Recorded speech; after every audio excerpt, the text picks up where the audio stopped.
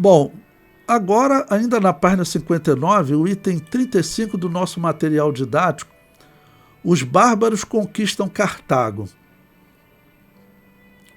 Bom, estamos no ano 439 da era cristã. Cartago era uma das cidades mais ricas do Império. Essa derrota foi significativa e demonstra como o Império estava fraco. Ou seja, Roma tinha sido já saqueada uma vez e agora os bárbaros eles chegam e tomam a cidade de Cartago. Cartago, lembre-se, era uma cidade muito rica. Até os romanos, para conquistá-la foi muito difícil, porque eles podiam contratar muitos soldados, né? Contratar até soldados bárbaros, mas os romanos conquistaram. E era uma cidade muito rica. O que acontece agora? Os bárbaros tomam a cidade, porque era uma cidade muito rica, eles querem riqueza. E eles vão agora se tornar os reis da cidade.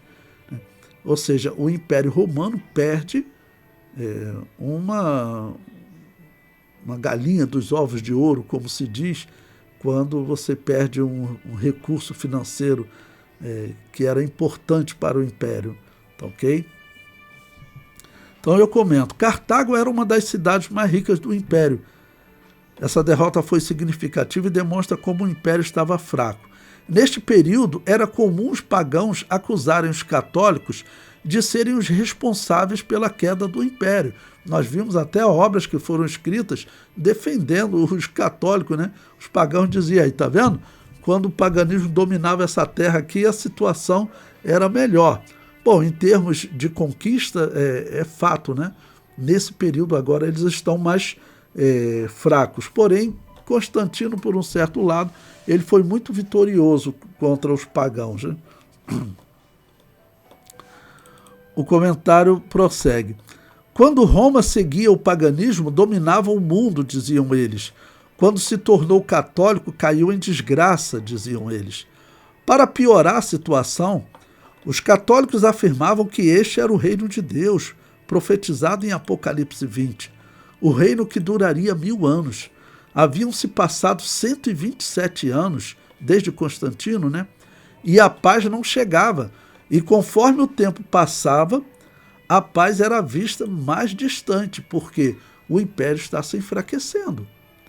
A capital do reino de Deus, que era Roma, já tinha sido saqueada, ok? E depois veio o exército de Constantinopla, ajudou, os bárbaros saíram, mas de vez em quando os bárbaros faziam outras investidas. E nem sempre o Império de Constantinopla tinha como livrar a cidade de Roma. Isso significava o enfraquecimento de todo o Império Romano. O Império Romano estava caindo. A parte da Europa, França, onde hoje está a França, onde está a Alemanha, Inglaterra, essas partes foram caindo do domínio do Império Romano. E até a África já está caindo, né? Em relação aos anabatistas, a queda de Cartago representava também a queda de Hipona, ou seja, da doutrina de Agostinho, né? Que foi aquele que forçou ainda mais a perseguição aos anabatistas em toda aquela região da África. O resultado foi o fim da perseguição aos anabatistas pela Igreja Católica Romana. Mas como os bárbaros eram católicos arianos, foi o início da perseguição dessa igreja aos católicos romanos e aos anabatistas. Porque os católicos arianos, eles não gostavam também dos anabatistas. Nós vimos em momentos da história, quando eles dominaram Constantinopla nos dias do filho de Constantino, eles perseguiram até os católicos romanos. E aos anabatistas também. Então os arianos não gostavam. E acabou que eles foram vencidos. Não teve depois mais nenhum imperador que adotasse o arianismo. Eles começaram a ser perseguidos, foram fugindo, foram parar onde? Entre os bárbaros. E entre os bárbaros, como aconteceu com Nestório também, que estava fugindo, né? E entre os bárbaros, acaba que eles começam a evangelizar os bárbaros. Então os bárbaros se tornam católicos arianos. E eles, em muito caso, eles vão perseguir os católicos romanos.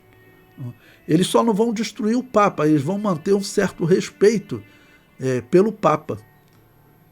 Mas as outras igrejas, muitas eles vão perseguir.